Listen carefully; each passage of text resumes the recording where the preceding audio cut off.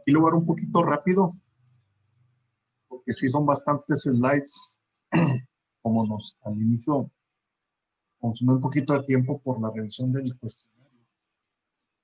Voy a dar un poquito rápido, como quiera, de la filmina, como de la 30 o por ahí en adelante, son los pocayoques que ustedes ya deben estar muy duchos en esto de los pocayoques, pero lo vemos rápido. Ok, de las 7 herramientas, otra muy importante, el diagrama de dispersión o correlación. Es un diagrama, pues también muy utilizado en el análisis para la mejora continua y su uso principal o su uso básico. A ver, déjenme dar un escape otra vez que no me muestra la parte de abajo del PowerPoint.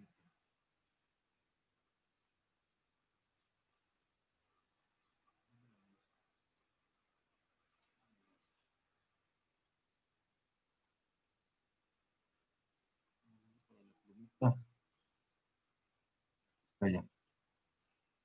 Ok, estos diagramas lo que nos indican realmente es la relación o correlación, por eso se llama correlación o distorsión, entre dos variables.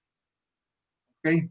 Por ejemplo, yo puedo tener en el eje X presión y en el eje de las Y puedo poner temperatura. Entonces, si hay realmente una relación entre las dos variables de presión y temperatura, pues se van a formar un grupo de puntos, así como el que se ve allí. ¿Qué significa, por ejemplo? Que a mayor presión, mayor temperatura. Es una relación directa, se le llama una correlación positiva. Entonces hay correlaciones positivas, hay correlaciones negativas también. Entonces es para, se usan para ver qué tanto se relacionan dos variables entre sí. Dependiendo del proceso que estás mejorando, incluso las variables pueden ser defectos o dimensiones, contracolores o qué sé yo, ¿no? Dos variables distintas. Dice, es una herramienta de análisis que dibuja pares relacionados de variables para presentar un patrón de relación o correlación. Cada conjunto de datos representa un factor diferente. En el siguiente slide vienen algunas posibles dispersiones o correlaciones. Lo que les decía, una correlación positiva en el caso de la gráfica del A.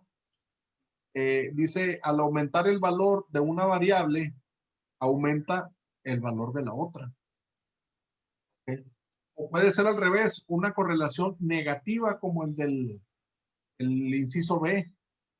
¿Qué significa? Que cuando una variable aumenta, la otra disminuye. Por ejemplo, entrenamiento contra número de errores, ¿no? ¿Qué significa? A mayor entrenamiento, menor número de errores. ¿Okay? Entonces, imagínate que graficas entrenamiento y errores y te sale positiva, pues no se está haciendo un buen entrenamiento y ahí es donde puedes hacer acción, ¿no? Cambiar los entrenadores. Hay otra posibilidad, como el inciso C, muchachos, donde los datos están muy dispersos. O sea, no hay una relación de que si sube, sube o que si sube, baja. Están muy dispersos, como en un círculo. En ese caso se dice que las variables no tienen correlación. No hay un patrón de puntos con una forma definida. Y existe la correlación no lineal, que es una combinación entre la positiva y la negativa, se ve como un boomerang. ¿Qué quiere decir? Que esa correlación es positiva hasta cierto rango. Después de ese rango, la correlación se hace negativa. Una correlación no lineal. O sea, sube y baja dependiendo de un rango hacia adelante o hacia atrás. ¿Okay? Entonces es otra de las herramientas. La herramienta por excelencia ya para controlar un proceso después de una mejora establecida o acciones ya realizadas de mejora, está el gráfico de control. El gráfico de control es la herramienta más socorrida para monitorear los procesos ya cuando hicimos acciones de mejora. Normalmente, incluso antes de la mejora, por ejemplo, si yo dibujo una gráfica, aquí lo voy a poner en amarillo, si por ejemplo tengo cierta cantidad de defectos o bueno, Las dimensiones, por ejemplo, las dimensiones de un producto antes de la mejora continua, pues normalmente una gráfica típica puede andar así, ¿no? Donde está muy fuera de control un proceso. Estableces acciones y después de haber establecido acciones, pues el proceso ya entra en control. Entonces, hay un antes, aquí le voy a poner, ya hay un después de haber establecido acciones de mejora. Entonces, el gráfico de control nos ayuda mucho con la etapa de monitoreo. Pues son herramientas estadísticas más complejas que permiten obtener un conocimiento mejor del comportamiento de un proceso a través del tiempo. Permite analizar variaciones en un proceso comparando los datos actuales con los históricos. Entonces, sí, nos ayudan mucho a saber si vamos bien o vamos mal en un proyecto de mejora. En los gráficos de control hay de variables y de atributos. Las variables son aquellos en las cuales tenemos valores numéricos, 10.1, 10.2, 5, 6, 7 defectos, lo que sea. Normalmente se hacen gráficas de este tipo de variables para controlar procesos que tengan que ver con volumen, con peso, con longitud, con viscosidad, con diámetros, con rugosidades, que también son en números. Los atributos pues, son otro tipo de gráficos donde no hay números, ¿verdad? Donde normalmente por eso son atributos, ¿verdad? Son lo que le llaman valores discretos. Por ejemplo, el pasa no pasa, si el producto es bueno o malo, si hay pagos atrasados por mes o no hay atrasadas, si hay piezas dañadas o no. Entonces, esos son atributos, pero los dos son gráficos de control. En un gráfico de control nos va a permitir también, dado un momento, establecer un tipo de histograma para saber si nos salimos de los límites, qué porcentajes andan dentro o fuera de los límites, para saber si un proceso está bajo control o no. Estos son algunos gráficos de cuestiones que nos avisan de manera gráfica que algo raro está sucediendo en el proceso. Los más sencillos, el LCS es límite de control superior, límite de control inferior LCI. Por ejemplo, cuando tenemos un punto arriba del límite de control superior, pues ahí nos está avisando que hay algo que está pasando raro, no bueno. Viceversa, cuando un dato está por debajo del límite de control inferior, algo está pasando, hay que poner atención. Fíjense, cuando 7 o más puntos consecutivos están por encima del promedio, está en control, pero como que está sucediendo algo ahí raro, alguien puede estar inventando datos para verse bien, qué sé yo. O esa misma tendencia, 7 puntos consecutivos, pero debajo de la media, también es algo que hay que tener cuidado, hay que analizar si es correcto o no. Cuando hay una tendencia de 7 puntos decrecientes o 7 puntos consecutivos crecientes hacia arriba, esas tendencias nos indican que algo raro puede estar sucediendo, hay que tener cuidado. Del lado derecho vienen otras más, donde 2/3 del total de puntos están dentro de un tercio de un tercio medio, o 2/3 del total de puntos están dentro de un tercio medio. Esto se ve muy bonito, ¿no? Que estén en un tercio dentro de los límites de control superior y límite de control inferior, pero no es muy común realmente ver ese tipo de procesos. Se abren un poquito más los puntos, ¿no? Hacia afuera, en la media. Entonces, ese tipo de procesos lo puedes encontrar en gente que le gusta mentir, por ejemplo, cuando está graficando para verse bien. Hay que sospechar. Cuando hay patrones repetidos, ¿no? Como este que se ve allí. Puede ser que hay un proceso que no está muy bien controlado. Eso se observa normalmente en turnos. Entra el turno A, saca dimensiones reales bajas. Pero entra el turno B y encuentra dimensiones hacia arriba. Entonces, ese tipo de tendencias son sesgos de los turnos. Entonces, tendencias crecientes que ya le habíamos visto, con más de 7 puntos, tendencias decrecientes. Los gráficos de control nos dicen mucho a simple vista, ¿no? Hay otras herramientas, aparte de las 7 básicas, ¿ok? Que ya conocemos en ingeniería industrial, que ya estuvimos viendo desde el diagrama de flujo hasta ahorita, hasta el gráfico de control. Estas no son nuevas, muchachos, de hecho surgieron hace ya algunos años y aquí se las quise poner para que no las descarten por ahí, de repente las pueden necesitar recurrir a ellas como ingenieros industriales. Está el diagrama de afinidad, que se parece mucho a los de estratificación, pero esta es a manera como de gráficas de bloques. Está el diagrama de árbol, que ya lo vimos en toma de decisiones. ¿Okay? Está el diagrama de relaciones, diagrama matricial, diagrama de portafolio, diagrama de flechas e implantación, un diagrama de proceso de decisión. Entonces, dependiendo del tipo de diagrama, tiene sus usos. Por ejemplo, los 2 primeros se utilizan la pluma para el análisis de datos, el diagrama de afinidad y el diagrama de relaciones. Para posibles soluciones está el diagrama de árbol, el diagrama de portafolio o un diagrama matricial. Y para ya implementar la solución está el diagrama de flechas y el diagrama de proceso de decisión. Entonces son otras herramientas diferentes a las 7 típicas herramientas básicas de la calidad. Decía que esto ya tiene años también, lo de las nuevas herramientas llamadas nuevas, ¿no? Desde en 1970, fíjense, en la JUSE, que es la Unión de Ingenieros y Científicos de Japón, analizaron que había un conjunto de técnicas y herramientas de gestión que ya existían y seleccionaron entre ellas otras denominadas las 7 nuevas herramientas de la gestión y la planificación. Surgen estas 7 desde 1970. Ya las otras, las 7 básicas, pues son mucho más antiguas. ¿Okay? Y les decía, de esas 7, pues hay unas que se utilizan para el análisis de datos, otras que se utilizan para buscar algunas posibles soluciones, y las otras para la implementación. Es lo que ya vimos en el slide anterior, de manera un diagrama de bloque.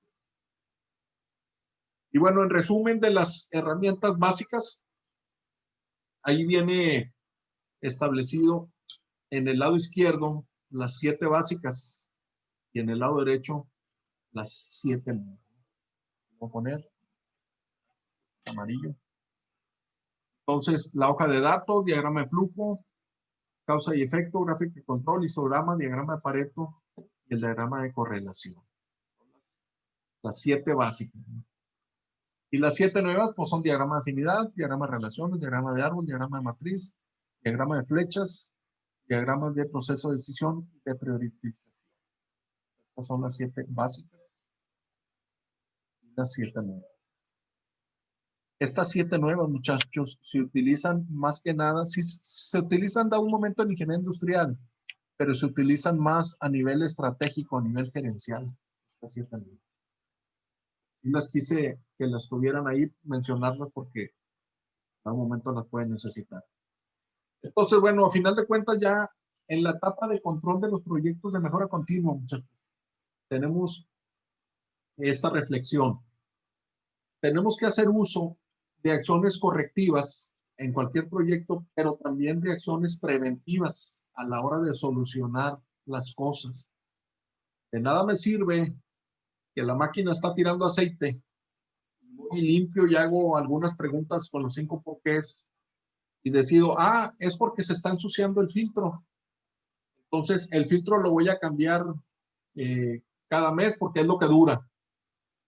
Pero si hago más preguntas, ¿te acuerdas de los 5 porqués? Me voy a dar cuenta que no es normal que un filtro se dañe cada mes, que lo esté cambiando cada mes.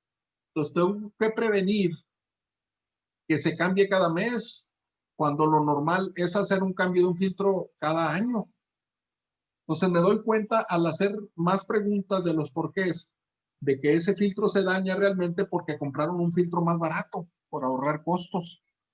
Entonces, el mantenimiento o el cambio de filtro debe hacerse cada año realmente. Entonces, esa va a ser mi acción ya final preventiva. Comprar filtros de buena calidad y darle su mantenimiento.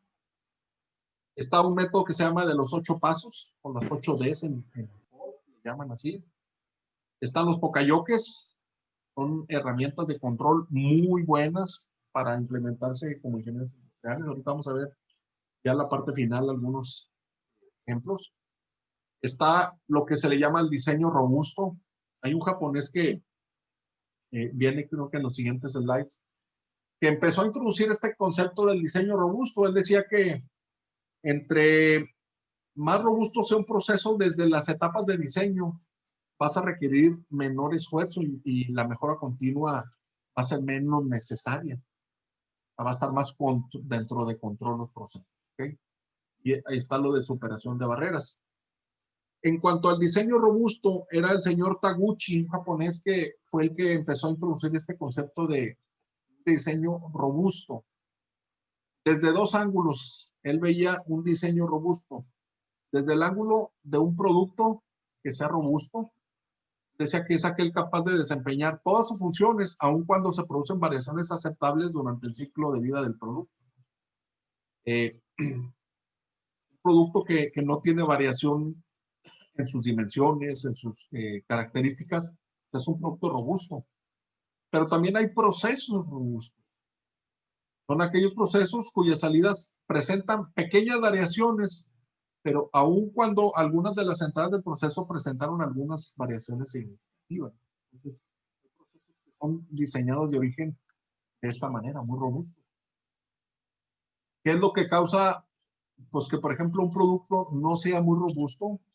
Pues va a originar que haya ajustes en los procesos, que haya materiales con variaciones excesivas, que haya métodos no óptimos para el proceso y procesos poco robustos, ¿qué es lo que van a causar? Bajo rendimiento en los procesos de manufactura, reprocesos, retrabajo, scrap, devolución, satisfacción del cliente. Entonces, este concepto de robustez desde el diseño se aplica tanto a productos como a procesos. Cuando como ingenieros industriales, bueno, ya estamos siendo dotados con conocimientos para hacer un buen diseño de un proceso, ¿no? Que sea ergonómico, que tenga un tiempo de ciclo óptimo, donde el operador no tenga tanta fatiga, estableciendo métodos de trabajo adecuados, con poca yoques para ayudarle al operario a detectar eh, cuando haya problemas antes de que se conviertan en un defecto. Ahorita lo vamos a ver. Entonces, eso es en cuanto al diseño robusto. Ya por último, lo de los pocayoques famosos. ¿Sí saben el origen de la palabra pocayoque? ¿Qué significa poca y qué significa yoque? No sé si lo hubieron dado algún momento en alguna materia. Voy a escribir. De hecho, les voy a contar una anécdota. Poca, yoque. Poca significa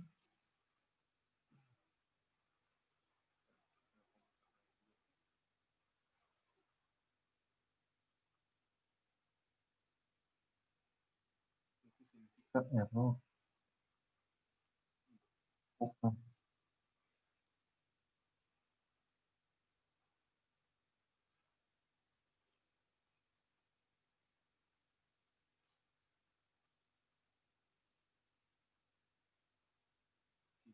En japonés. Yo estuve conviviendo mucho con japonés. Error o aprueba. ¿Okay? Entonces, literalmente en japonés, el poka-yoke significa a prueba de tontos. Y lo hemos conocido en muchos libros como a prueba de error, por llamarle de manera más elegante, pero en japonés, a prueba de tonto. Si tú algún día quieres ofender a un japonés, dile poca y se va a enojar contigo. Bueno, originalmente en Toyota no le llamaban poka-yoke, le llamaban baka-yoke. Lo voy a poner Bakayoke, así. Pero era muy ofensivo, ¿ok? Por eso los japoneses, en vez de llamarle Bakayoke, le pusieron Pokayoke.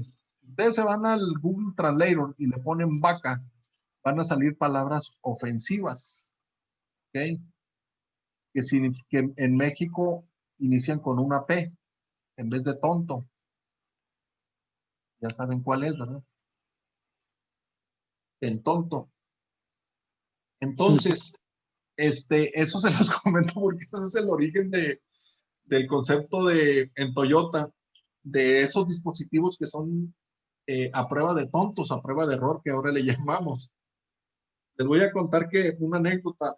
Yo trabajando en Sony, había un japonés que en las juntas tú estabas exponiendo tu tema o tus posibles soluciones a problemas y empezaba el señor a golpear la mesa con golpecitos y decía, vaca, vaca, vaca.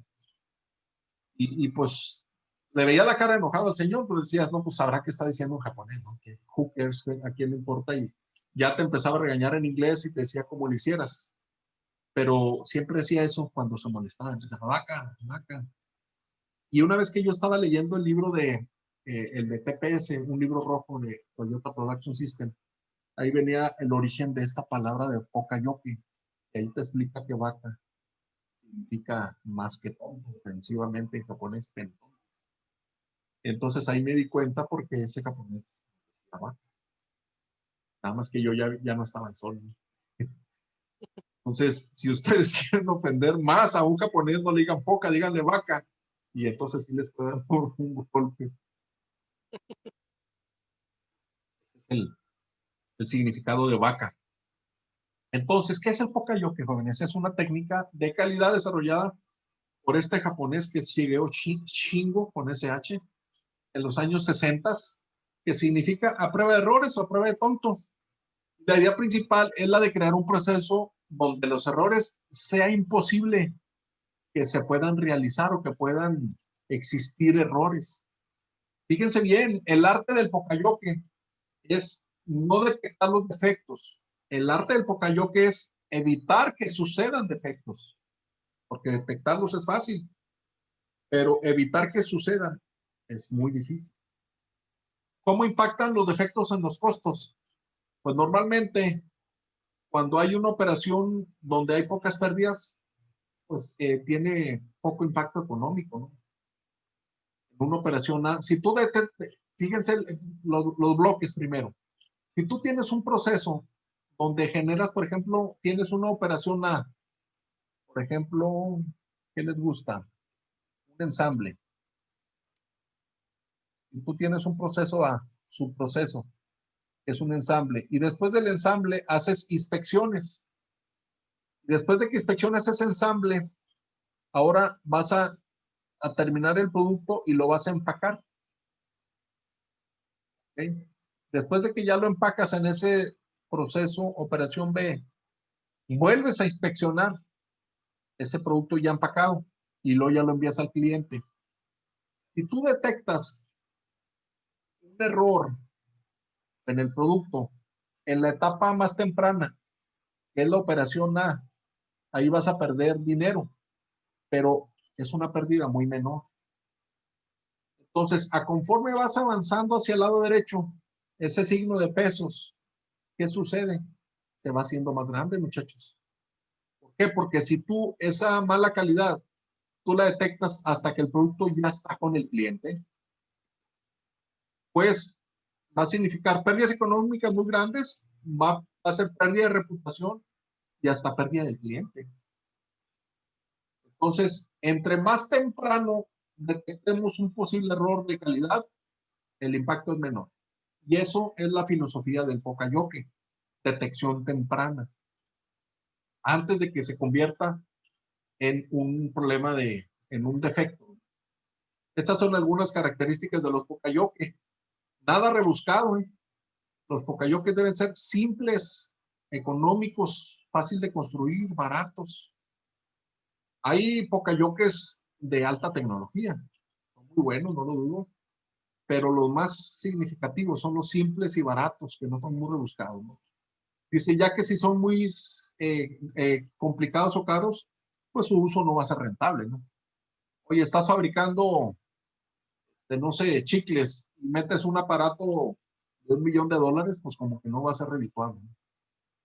Entonces dice, debe ser parte del proceso para asegurar que llevan a cabo el 100% de la inspección. Un pocayoke puede inspeccionar en vez de una persona que se cansa y tiene fatiga.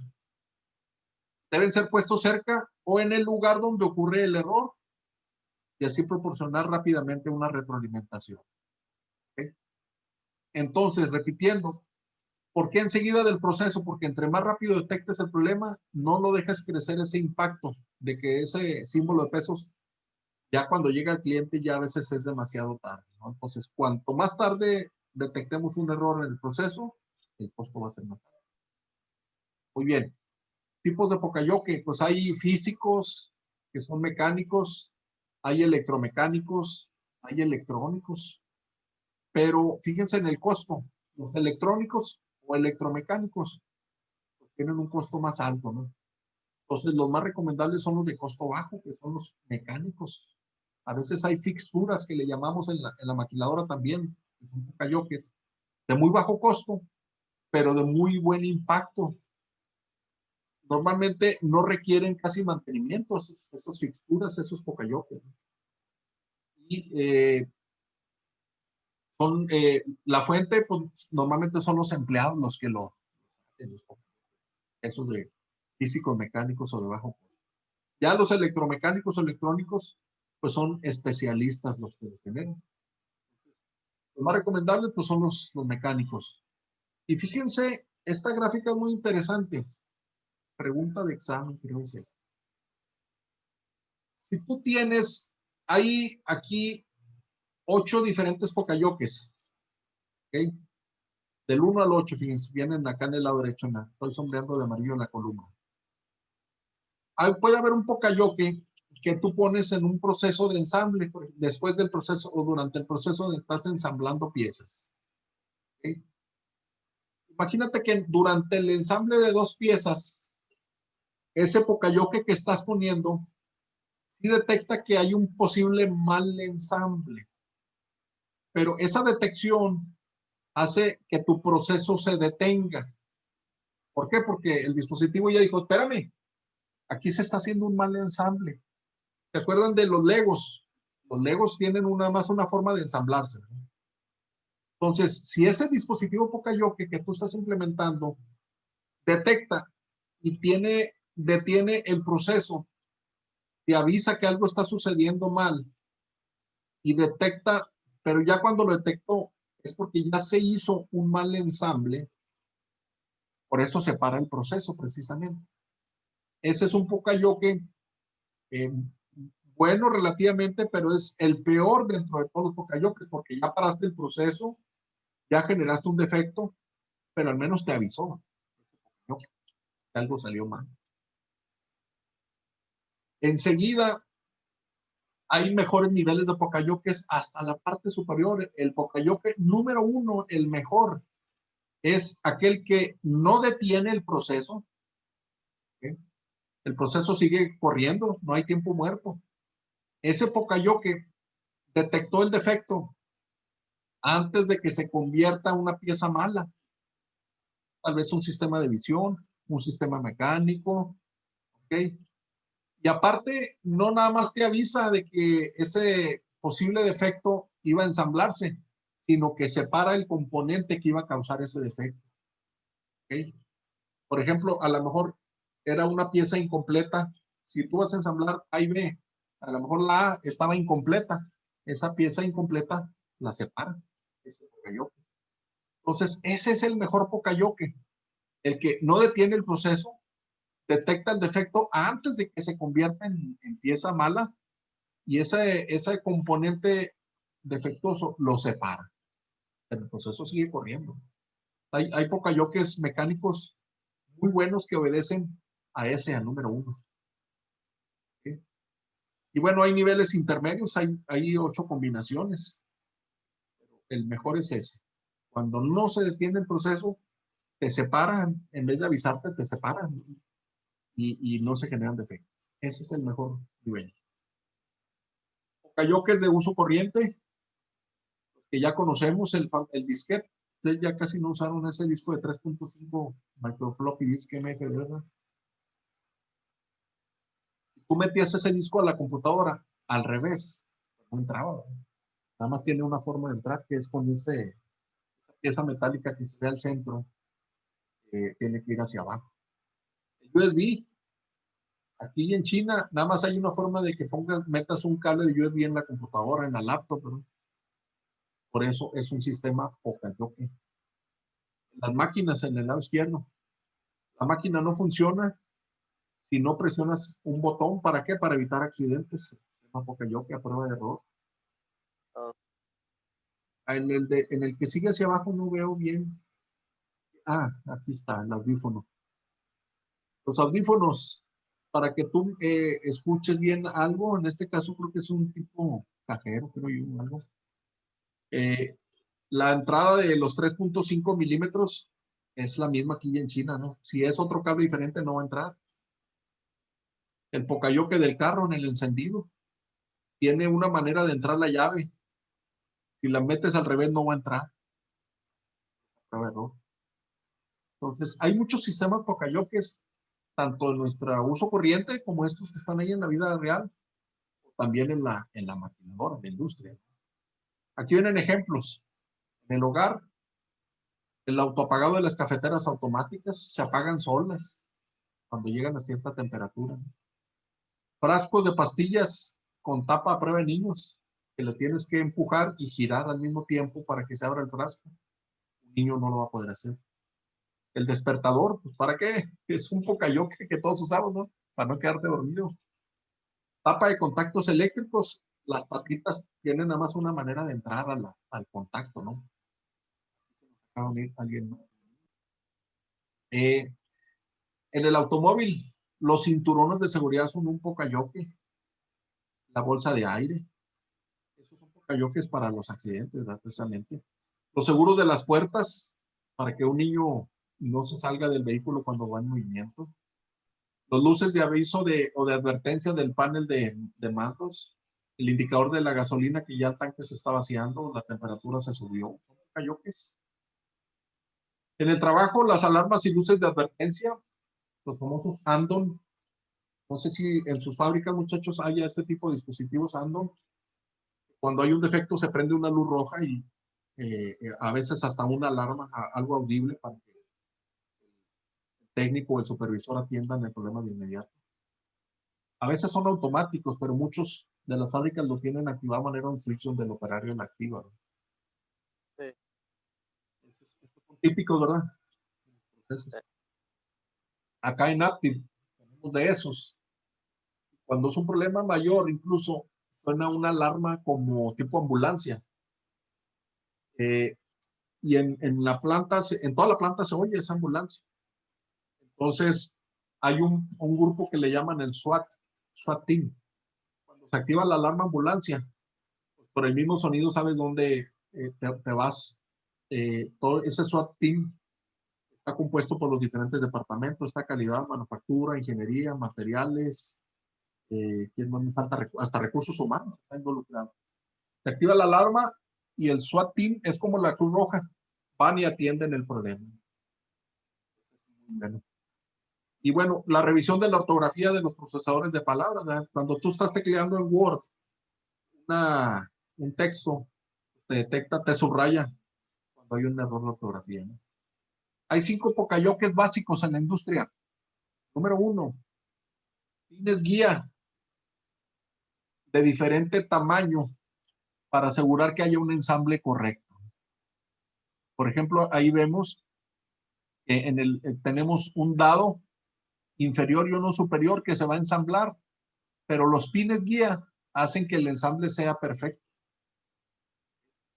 Es un Pokayoke muy usado en los procesos. Este es el concepto, ¿no? Limit switches, switches de límite. Cuando un producto llega y toca un sensor o un switch, entonces la máquina se activa o se desactiva dependiendo de la aplicación. es el típico, por ejemplo, para evitar accidentes, ¿no? Y hay equipos que tienen, si tú abres la puerta, el equipo se para para no tener un accidente. Switches, pocayoques. Hasta los checklists, las listas de verificación se consideran pocayoques, ¿eh? Cuando tú haces revisiones así manuales de supervisión, estás ejecutando un pocayoque manual. Errores de detección y alarmas, los famosos ANDO, que ya mencionábamos ahorita. Y contadores. Los contadores, ya sean digitales o manuales, también son pocayoques. Ahí tienen un botón de reseteo y vuelves a contar, ¿no? Por ejemplo, cuando estás empacando piezas, si son productos de cierto tamaño, que es muy difícil contar físicamente. Si en esa caja, por ejemplo, van, no sé, 300 piezas, ¿cómo le haces para controlarlas? Puedes poner un sensor, ya cuando ya cayó la pieza número 300, se prende una luz, detiene el conveyor y ya no caen piezas a la caja. Entonces van las cantidades exactas. Cayó que es los más básicos. Y bueno, aquí vienen algunos ejemplos que vemos a veces en la industria. Este es un sistema, por ejemplo, Pocayoke, los interruptores que advierten al trabajador de que los niveles de líquido están bajos. Sensor de nivel. Si hay un operador que tiene que estar al tanto de ese proceso, funcione correctamente, bueno, el sensor de nivel o activa, por ejemplo, un foco rojo o una chicharra y viene el operador a ver qué está sucediendo. De nivel o también puede ser un nivel máximo, ¿no? Para que no derrame. Los sensores, dice, de revisión de que el líquido está fluyendo. Hay un equipo electrónico que se llama fluxómetro, son de bajo costo. Imagínate que ese líquido, no sé, por ejemplo, está aplicando, ¿qué sería? Pintura a ciertas partes metálicas y la pintura deja de fluir. Bueno, pues para no generar defectos, ese fluxómetro va a detectar que la pintura no está fluyendo y se detiene el proceso, o te avisa. Pues a menudo hay dispositivos de este tipo, a veces conectados en serie, o si sucede uno o sucede el otro, se activan las alarmas o el proceso se detiene. Fíjense, hay plantas que me han tocado estar, una sobre todo en GST Autoleder, aquí en Nuevo Laredo, se hace la piel. A lo largo del proceso tienen pocayoques y los tienen numerados. Eso se lo doy como tip, ya como ingenieros industriales, ¿ok? Los tienen numerados, no sé, del 1 al 100. En todo el proceso hay 100 pocayoques. Esos pocayoques, muchachos, puede ser que de repente alguien los desactive o tengan desgastes o una condición anormal. Por muy pocayoques que sean, hay que estarlos revisando. Allí en GCT había una revisión mensual de los pocayoques para asegurar que estén activos. ¿Por qué? Porque como mexicanos a veces somos muy tramposos, ¿va? Hay equipos, por ejemplo, que tú tienes una cuota de producción, por ejemplo, sacar 100 piezas en el turno, pero cuando abres las puertas del equipo para hacer alguna actividad, el equipo ya no funciona. ¿Por qué? Porque tiene los limit switches, ¿verdad? Para tu seguridad no funciona. Entonces, esos limit switches a veces les ponen una moneda o un pedazo de tape para que cuando abres la puerta, la máquina siga jalando y sacan más piezas. Pero eso es muy peligroso para la seguridad tuya, ¿verdad? Entonces, por eso, en este siguiente slide, hay algo que se le llama trampa potencial. Cuando un pocayoke o está desactivo o no está funcionando correctamente. Este dispositivo se puede desconectar, ya sea accidentalmente o de manera a propósito. Puede tener desgaste, etcétera. Por lo tanto, pues hay que estarlo verificando periódicamente, ¿no? Auditarlo periódicamente. Entonces, puede hacer una lista como esta. El número de máquina o número de línea, lo que aplique en tu planta, la 1, la 2, la A, la B, la C, la D, a qué proceso pertenece, pintura, a ensamble, a pulido, empaque, qué sé yo. y ahí se van numerando los pocayoques. Y cada semana, puede ser semanal, mensual, a diario, ¿no? Ahí le va poniendo las iniciales del líder del equipo, quien hizo la verificación. Entonces, eso es para evitar o para asegurar más bien que los pocayoques estén funcionando de manera correcta, ¿no? Y esta es una oportunidad para controlar el elemento del plan de control. Y entonces, pues en las lecciones aprendidas con los pocayoques, ya para ir terminando, manténgalo simple. Fíjense, los pocayoques no tienen que ser muy rebuscados. Hágalo barato. Diséñelo para una retroalimentación inmediata. ¿Okay? Que no se pare mucho el proceso, de ser posible que no se pare. Diséñelo para una acción inmediata de prevención. Es eso, que no se pare. Garantice una aplicación enfocada, obtenga la aportación correcta de la gente. Hay que involucrar a la gente, muchachos, cuando se hace un pocayoke mecánico. El operario que está allí te puede hacer un buen pocayoke, el que está allí en la línea. ¿Por qué? Porque ya conoce cómo trabaja el proceso, cómo es el producto. Y lo mejor de los pocayokes, pues es que logren que no sucedan los errores o los defectos, que los eviten. ¿Okay? Es bueno que se detecten cuando ya sucedió el defecto, pero es mejor evitarlo. A eso se refiere. Y ya como reflexión final, en los controles de la mejora continua, pues podemos comentar esto. Las oportunidades de mejora se encuentran en todos los lugares de la organización. Por eso la mejora es muy bonita, muchachos. Hay quienes asumen que la mejora continua nada más están los procesos de manufactura, ¿no? También existen los procesos administrativos, no nada más ahí en la línea de producción. Ustedes que conocen de eso, también saben que, por ejemplo, en los almacenes hay mucha oportunidad de mejora continua. Cuando te llegan materiales defectuosos, aplastados o eso a la línea, te da mucho coraje, ¿no? Porque te van a generar tiempos muertos. Entonces quiere decir que en el almacén no están tratando los componentes comunes. O llegan defectuosos desde el proveedor. Bueno, entonces hay oportunidad de mejora continua en los departamentos de Incoming Inspection, cuando llegan los materiales del cliente. A lo largo y ancho de la organización hay oportunidades de mejora.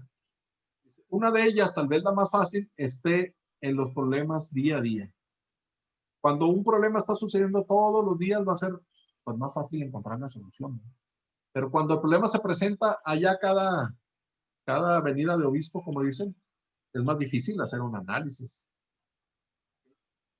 Los métodos y herramientas de mejora son un elemento esencial en los procesos de mejora. Ya vimos varios métodos, vimos las 7 herramientas básicas y otras 7 herramientas nuevas. Los mejores proyectos de mejora pueden fracasar si no se tienen en cuenta las barreras naturales de las personas al cambio. Ya vimos que lo primero que tenemos que hacer en un proyecto de mejora continua es hablar con la gente y convencerlos de que hay un beneficio. ¿Para qué? Para que no se vuelvan en personas opositoras al cambio. Y final de cuentas, pues tenemos que identificar esas barreras en una necesidad para lograr el cambio. Convencerlos y hacer que sean agentes de cambio para que ayuden en nuestra mejora continua. Pues prácticamente ese es el final de la materia, muchachos. ¿Cómo la ven? ¿Dudas, preguntas? Ahorita voy a tomar la imagen de la asistencia. Son las 11:45 ya. Terminamos así bien exactamente. Preguntas, dudas. ¿Cómo la ven? ¿Cómo la vieron la materia? Está padre, está interesante. Está muy interesante para nosotros como ingenieros industriales. Yo creo que es una herramienta muy buena. Yo creo que ustedes van a tener próximamente una oportunidad de crecer. Ya están casi empezando. Y obviamente están estudiando pues para hacer un trabajo ya de ingenieros dentro de las organizaciones. Y hay muchas materias que son muy útiles, pero por ejemplo materias como esta, con la mejora continua, nos da mucho margen para hacer cosas en desempeño ya como ingeniero. Ya pues obviamente pues conjugas todas las técnicas de ingeniería industrial, la investigación de operaciones, ingeniería de métodos, estudio de tiempos tiempos, ergonomía, todo esa parte, ¿no?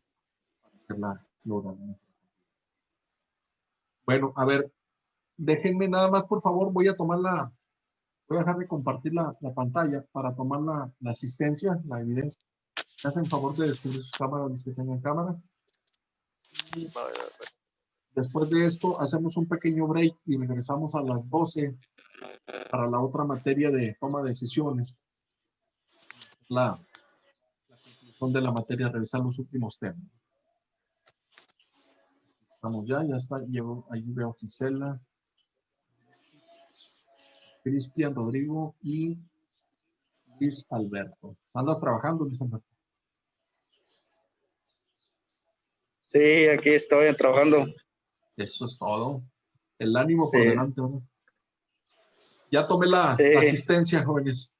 Bueno, nos vamos a ir desconectando entonces, recordándoles ya nada más que ahorita a las 11:55 ya va a quedar abierto el examen en Classroom de esta materia. No se aceleren. Pueden estar consultando los materiales de la clase. Ya en un ratito más, después de la de toma de decisiones, les voy a publicar en Classroom esta presentación. Si quieren, espérense para que no contesten el examen todavía. No, claro, tenemos todo el día para contestarlo. Es mi recomendación. ¿Ok? Y bueno, vamos a hacer un pequeño break y regresamos a las 12, dentro de 12 minutos aproximadamente, para el último tema de la materia toma de decisiones, muchachos. ¿Les parece? Ok. En este momento